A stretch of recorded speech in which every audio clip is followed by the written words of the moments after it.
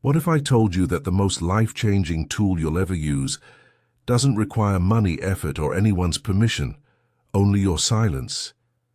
It's not about being passive.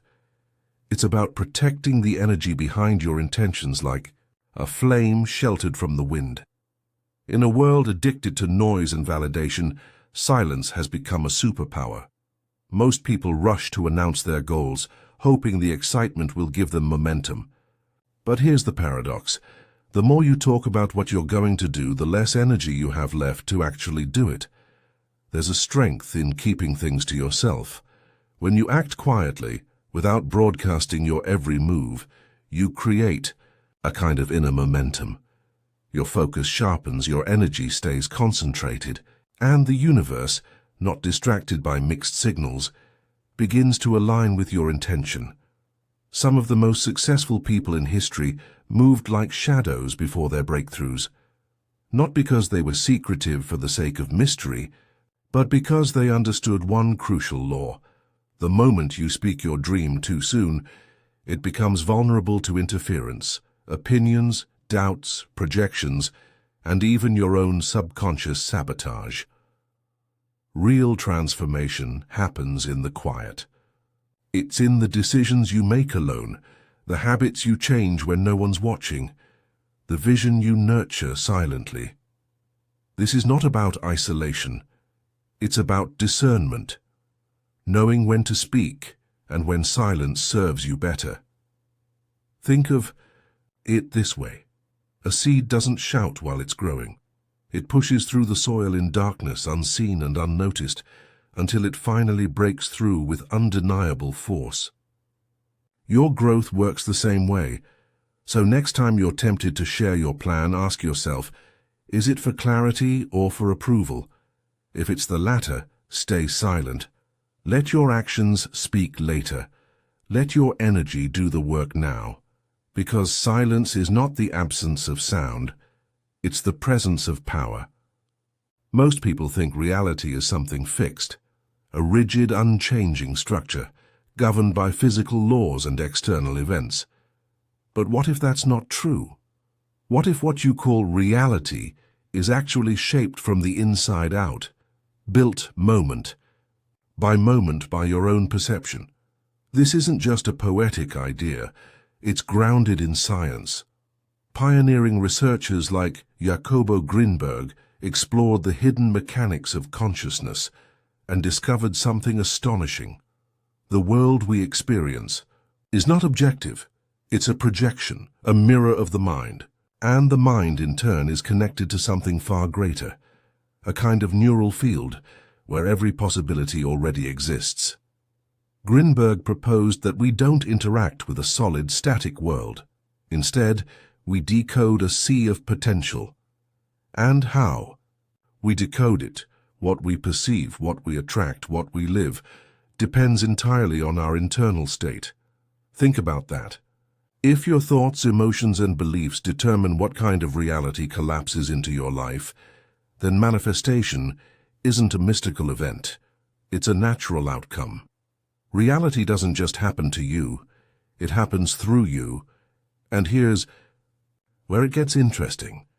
When your internal frequency aligns with a desired experience, the outer world starts shifting to match it. Synchronicities occur. Opportunities arise without logical explanation. What others call luck is often the result of someone being in tune with this hidden field of possibilities. But most people never realize this.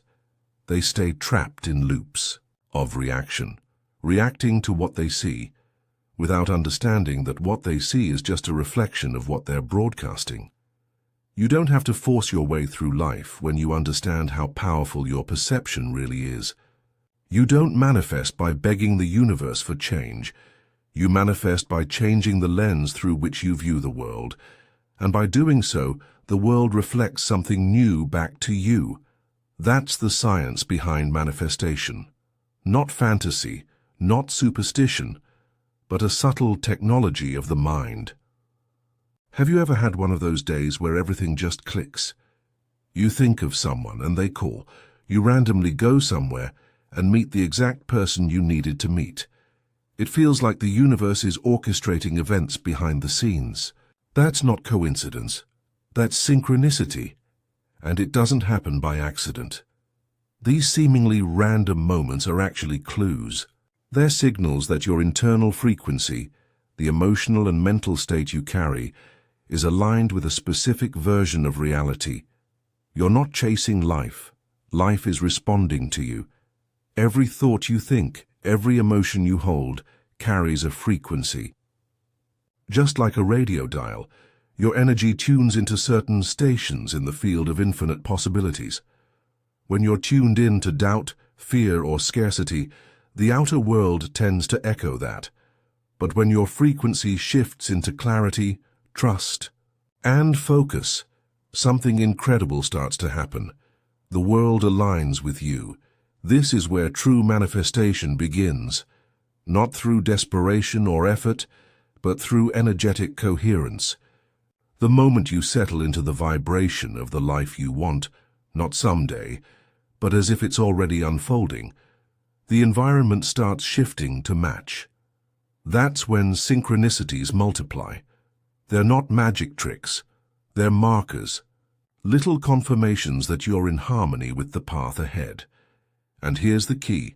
This alignment happens most strongly when you're not trying to force it. When you're not broadcasting your plans to everyone. When you're not chasing validation, but instead holding your intentions close, nurturing them quietly. That's when your energy stabilizes. That's when the signal becomes clear. Many spiritual traditions understood this long before science began catching up. They taught that real power moves silently, that when your inner world is in sync, the outer world has no choice but to mirror it. So the next time something serendipitous happens, don't brush it off as luck. Ask yourself, what frequency was I tuned into when this appeared? Chances are it wasn't a fluke. It was a direct response to who you were being in that moment. It's tempting, isn't it? You come up with a brilliant idea, feel a rush of excitement, and immediately want to tell someone. Maybe you crave encouragement, or maybe you just want to hear, "That's amazing." But here's the problem. The moment you say it out loud, something shifts, and not always in your favor. There's a strange phenomenon that happens when we talk about our goals too early. The fire that once burned brightly inside begins to fade. Motivation drops. The drive to take real action starts to feel unnecessary. Why? Because the brain gets tricked. When you tell someone your plan, your mind releases dopamine, the same chemical that floods your system when you achieve something. In other words, just talking about your vision gives you the illusion that progress is being made. It feels good, but nothing's actually happened. And that's the trap. The moment you speak it, you've partially satisfied the craving. That energy that was once ready to fuel action now gets scattered. What was once focused turns into distraction, and worst of all, you've opened the door to outside energy, opinions, doubts, projections, and expectations that may not match your own vibration. Think back. How many times have you shared a plan only to feel deflated afterward?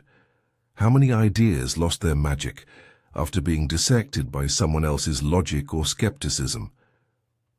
This isn't about being secretive out of fear. It's about protecting the purity of your intention. When something is still forming, it's fragile. It needs space to grow without interference. Like a photograph being developed in a dark room, exposing it too early ruins the image. The truth is, not everyone will understand your vision, and they don't have to. That's not their role. Your job is to nurture it in silence, to build it with consistency, and to let the results speak when the time is right. So next time you feel the urge to announce what you're building, pause. Ask yourself, do I want support or do I want success?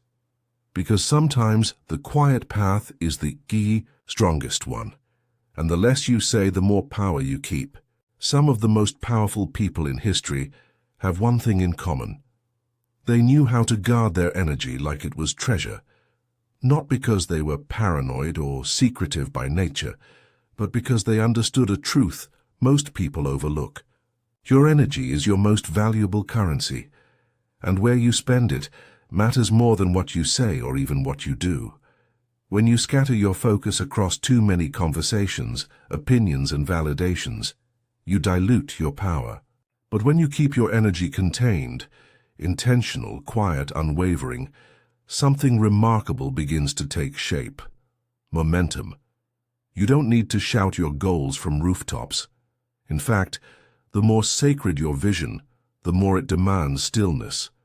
The idea is not to hide what you want from the world out of fear. It's to protect it while it's still becoming real. Just like a plant needs time to take root before it faces wind and weather, your intentions need space to build strength without external pressure. Pay attention to those who achieve great things consistently. They rarely explain themselves. They act with purpose and let results reveal the rest. Their discipline isn't just in action, it's in knowing what to withhold, what not to share, when to go silent and simply build. And it's not only about big dreams or public success. Small, quiet actions, like showing up for yourself when no one's watching, learning a new skill behind the scenes, or choosing peace over proving. To a point, these are where real transformation begins. When you stop seeking approval and start honoring your path, you create an internal stability that doesn't waver in the face of doubt. That quiet energy becomes magnetic. You're not forcing outcomes, you're attracting alignment. So protect your energy like it's sacred, because it is. Don't let it be drained by distractions or opinions that have nothing to do with your path. Let your silence become a sanctuary where your vision can grow undisturbed. And remember, the most powerful shifts in your life won't come with applause.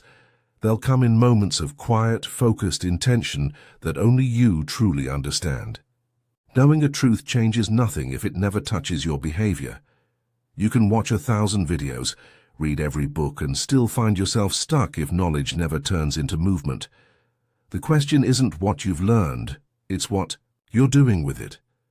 So how do you apply this? How do you take all the insight about silence, energy, frequency, and inner power and make it real? Start small, start quietly, choose one intention, not 10, not 5, just one. Something meaningful to you, something you want to call into your life, not for applause, but for alignment. Write it down. Keep it private. Let it live inside your imagination like it's already true.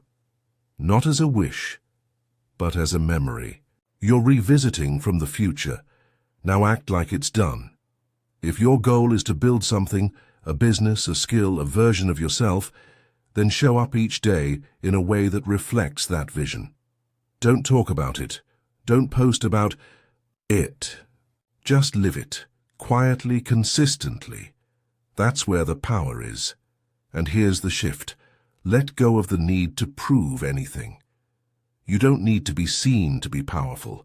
You don't need external validation to confirm that your path is right. The moment you realize that, you'll stop leaking energy trying to convince others and start channeling it into real, measurable progress. Visualize your future not as a fantasy, but as a memory. Speak to yourself like it's already unfolding. And if doubt arises, don't fight it. Just return to the vision, again and again, until it becomes your new default. Every silent action you take builds momentum. Every moment you choose presence. Overperformance strengthens your vibration. You're not waiting for the world to catch up. You're becoming the version of yourself who no longer needs permission. The transformation doesn't happen with loud declarations. It happens quietly, in the background where no one sees, and that's exactly why it works. Most people spend their entire lives reacting to the world around them, never realizing that the world they see is just a reflection of the one within. They chase success, love, money, believing these things are controlled by luck, effort, or timing. But in truth, everything you experience is filtered through one quiet, powerful force, your subconscious mind. This part of you, the one that operates beneath awareness, is shaping your reality with every breath. It doesn't argue. It doesn't question. It simply obeys what it has learned to believe is true. And most of those beliefs, you didn't choose them. They were installed early, sometimes before you even knew how to speak. A parent says, "Money doesn't grow on trees." A teacher remarks, "Not everyone is meant for greatness." Her friend laughs when you dream big. Those moments leave marks, and over time they become scripts that run silently in the background, influencing how you think, act, and attract. The subconscious isn't evil or broken. It's just loyal. It will protect the identity you've rehearsed, even if that identity is based on lack, fear, or doubt. If somewhere deep down you believe you're not worthy, not ready, or not capable, your life will reflect that story over and over again. That's why transformation doesn't begin with effort. It begins with awareness. If you want to change your reality, you need to update the code running the system, not just at the surface level, but deep in the layers of belief. Because here's the truth, your subconscious doesn't care what you say you want. It responds to what you truly accept as possible. That's why some people sabotage great opportunities without realizing it. The chance appears, the door opens, and yet they hesitate, overthink, or walk away. Not because they don't want it, but because deep down they don't believe it's for them. So the work begins with observation. Pay attention to your self-talk. Listen to the phrases that spill out when things get hard. Notice the patterns in your choices. Your subconscious is always speaking. You just have to be still enough to hear it. Rewiring your subconscious isn't about force. It's about repetition, intention, and emotion. You're not battling an enemy. You're retraining a loyal assistant that's been following outdated instructions for years. The mind learns by pattern, and what gets repeated, especially when charged with emotion, becomes the new blueprint. That's the key. You can't just say positive words and expect magic. You have to feel them, believe them, and live as if they're already true even before any external proof appears. Start by choosing language that supports your new reality. Swap out the casual self-sabotage, phrases like "I never catch a break" or "that's just my luck," for statements that reflect who you're becoming. Things are always working in my favor. I attract the right opportunities with ease. I am supported in ways I can't yet see. At first your mind might resist. That's normal. It's not trying to block you. It's just holding on to what's familiar. So don't fight it. Instead, be consistent. Plant the new belief like a seed and tend to it daily. Speak your affirmations aloud. Write them down. Feel the emotion behind them as if they were memories, not hopes. Visualization amplifies this process, but not passive daydreaming and embodied visualization. Picture your future self in vivid detail, how they move, how they speak, what decisions they make. Then start showing up as that version now, not later, not when it makes sense, but today. Even small shifts in identity compound over time. The moment you stop identifying with your past and start rehearsing your future, your subconscious begins to reorganize everything around that new center. And remember, your brain doesn't know the difference between something vividly imagined and something physically experienced. That's your superpower. Use it. Speak differently, think differently, move differently. Eventually, your subconscious catches up, and once it does, the outer world follows. There are moments in life that feel almost unreal. Everything aligns. You say yes to something random and it leads to the perfect outcome. The right person calls at the exact moment you need them. You're not pushing, forcing, or chasing. And yet, everything seems to unfold in your favor. That's not luck. That's flow. Flow isn't just a poetic idea. It's a state of being, a rhythm where thought, action, and emotion move in perfect harmony. You're no longer battling the moment, you're part of it. Decisions feel intuitive, obstacles shrink, time bends. You're fully present, and because of that, everything around you starts to cooperate. But flow doesn't come when you're grasping or obsessing. It arrives when you're tuned in, focused, yet relaxed, engaged, but unattached. You're not trying to control outcomes. You're simply participating with trust. This state is deeply linked to your nervous system. When your body feels safe and your mind is quiet, you become a channel. And synchronicities start showing up as if the universe is playing along. These coincidences aren't random. They're reflections of your inner harmony. Carl Jung called it synchronicity, meaningful coincidences that defy logic. But from a vibrational perspective, they're signs that your frequency is aligned with the version of life you've been calling in. So, how do you access this state more often? Start by releasing resistance. Stop gripping outcomes like lifelines. When you become too attached to how or when something will happen, you create tension, and tension disrupts flow. The more you try to force, the more you block. Flow doesn't mean doing nothing. It means acting from a centered place, not from fear. It's the difference between swimming upstream and floating with the current while still steering the direction.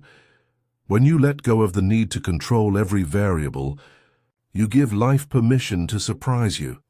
And it will mow in ways you couldn't plan if you tried. So if you want to attract aligned experiences, don't chase. Align. Don't demand. Allow. Meet the moment without judgment, and watch how effortlessly the next step appears. Because in the flow state, life stops being a puzzle and starts feeling like a conversation. One where the universe is finally speaking your language. The harder you cling, the more it slips through your fingers. This is the paradox that frustrates so many people on the path of manifestation. You want something so badly, a breakthrough, a relationship, a chance to finally step into the life you envision, and yet the more desperate your desire, the further away it seems to drift. That's not because you're doing it wrong. It's because you're trying too hard to control something that can only respond to alignment, not pressure. Resistance is invisible, but you feel it, in the tension of waiting, in the anxiety of what if, in the urge to micromanage every step of the journey. It shows up as impatience, as frustration, as overthinking, and it carries a specific frequency, one that signals to the universe that you don't truly trust the process. When you constantly check to see if your manifestation is working, you're not in faith, you're in fear. You're trying to dig up the seed to see if it's growing, when what it really needs is stillness, nurturing, and time. The irony? Letting go doesn't mean giving up. It means giving space. It means setting your intention clearly, then releasing the emotional grip around how and when it arrives. You still take action. You still care. But you stop needing the outcome to feel whole. This is where your power lives, in the energy of sufficiency. When you feel okay now, when you carry the sense that you're already enough, already worthy, already aligned, your vibration rises, and that version of you is magnetic. The opposite is true too. The more you resist your current reality, the more stuck it becomes. You can't heal scarcity by obsessing over lack. You can't welcome love by fearing loneliness. What you resist, you anchor. What you allow, you release. So instead of trying to force life to bend to your timeline, shift your focus. Find stillness. Practice presence. Train yourself to feel good even when the external hasn't changed yet, because the real shift happens. Not when life gives you what you want, but when you no longer need it to feel at peace, and from that space of surrender, everything you've been chasing finally has room to find you. There's a quiet shift that happens when you stop counting what's missing and start noticing what's already there. It's subtle, but profound, like tuning a radio from static to a clear signal. That signal is gratitude, and it's one of the most magnetic forces you can generate. Gratitude isn't just being polite or saying thank you out of habit. It's a frequency, a way of relating to life that transforms what you have into more and what you don't have into possibility. So it's the opposite of lack. When you're grateful, you're telling the universe, I recognize the value in this moment. I am open, I am receiving, and the universe listens. Most people wait to feel grateful until something good happens, but gratitude works in reverse. It's not the result of abundance, it's the cause.